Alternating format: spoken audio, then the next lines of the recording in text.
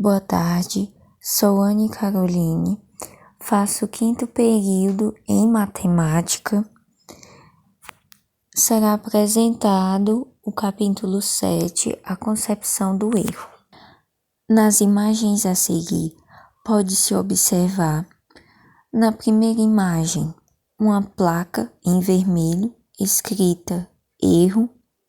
Na segunda imagem, temos dois conjuntos. O primeiro conjunto, acerto. O segundo conjunto, erro. E a interseção entre os dois conjuntos, aprendizado. Na terceira imagem, pode-se observar uma mulher, uma menina entediada, desmotivada e com materiais escolares, canetas, livros, estojo escolar. Ou seja, por algum motivo ela não quer dar continuidade à atividade. Errar é comum no cotidiano, mas não deve permanecer no mesmo erro. Indica onde deve melhorar e aperfeiçoar. Ocorre no trabalho, na vida pessoal, no processo de aprendizagem. Causas de um erro. Esse hexágono mostra 6 causas de um erro: falta de motivação, falta de atenção, condições ergonômicas inadequadas, falta de informação ou formação, falta de capacidade e perda de aptidão física ou mental. E no processo de aprendizagem, errar é benéfico ou maléfico? O erro é importante ao docente e ao aluno quando mostrado em sala de aula, através de atividades, participações das aulas e avaliações. Segundo Cury, o erro se constitui como um conhecimento e é um saber que o aluno possui, construído de alguma forma.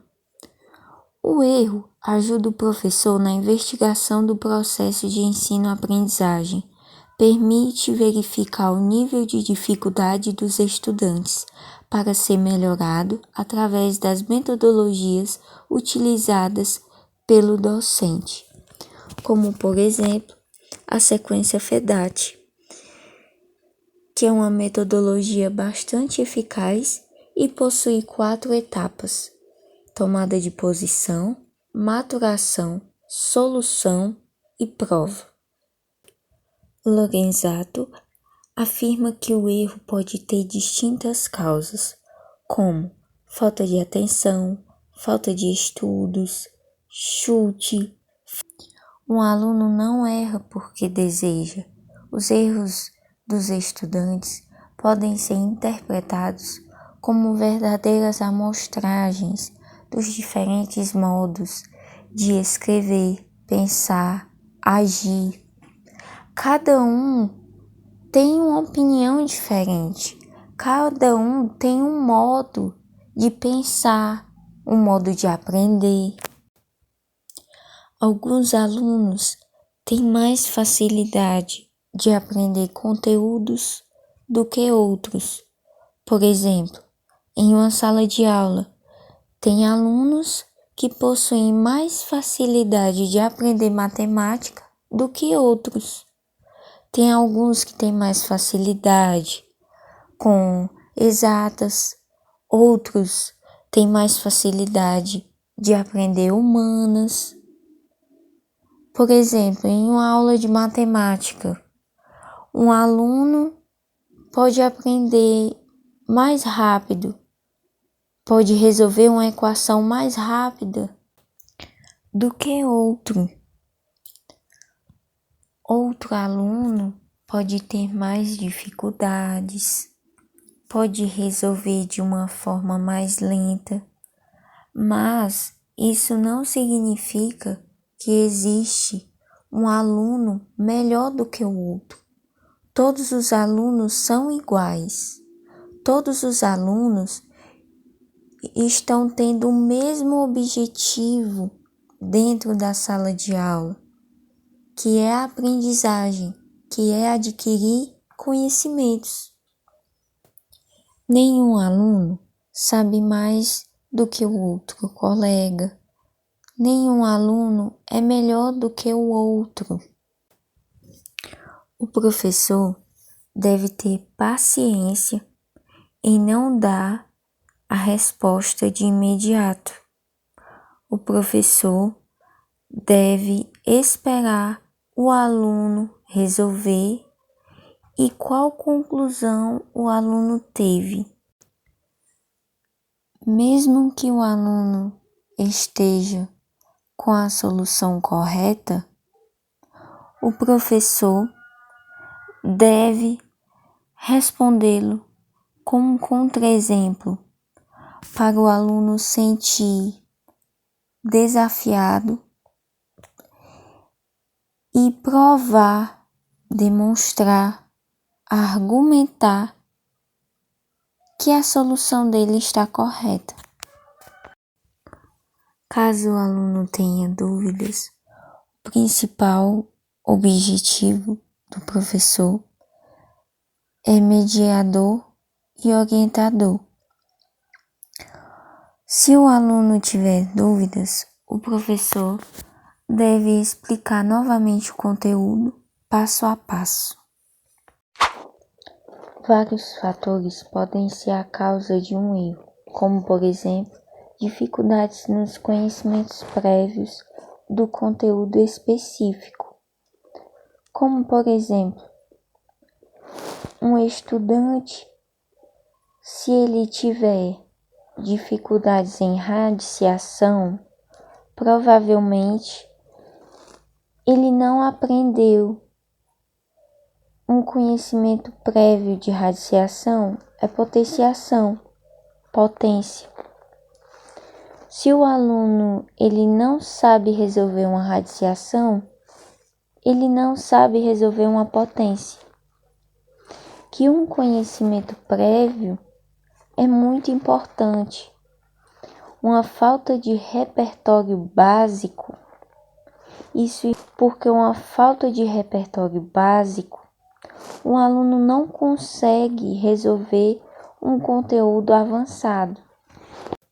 Quando o estudante demonstrar dúvidas, o professor deve explicar o conteúdo passo a passo, de modo a articular suas ideias matemáticas para que aprendam o conteúdo proposto da aula.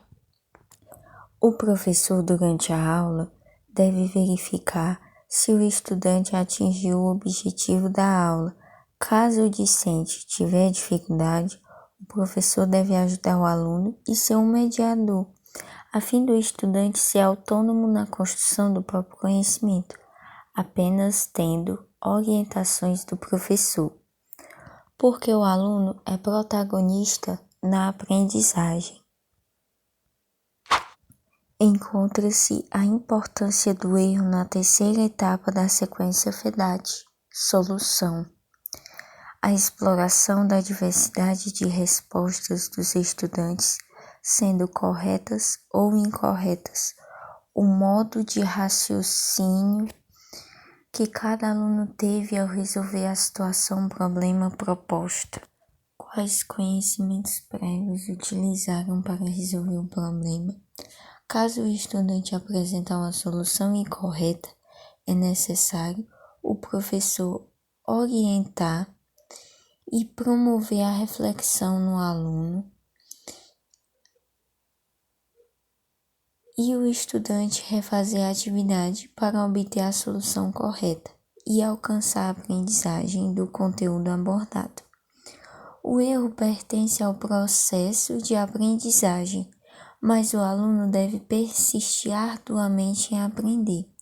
Quando o erro é ignorado, que o estudante fica desmotivado em tentar, considera um exercício impossível de resolver, o professor deve motivar e desafiar o aluno. Caso não houver uma intervenção pedagógica e o discente não demonstrar interesse em adquirir conhecimento, para reverter essa situação, consequentemente, afetará negativamente o processo de aprendizagem do estudante. Aprender não significa deixar de errar, mas se esforçar para acertar, porque durante a vida não vivemos só de acertos, vivemos de acertos e erros. Às vezes acertamos, às vezes erramos, mas se não tiver consciência dos seus erros, nunca poderá aprender e conseguir melhorar. Por isso, é importante aprender com os erros, porque o erro, ele é fundamental no processo de aprendizagem. Porque na vida não vivemos só de acertos. O erro, ele indica o que tem que ser aperfeiçoado. Persista e não desista.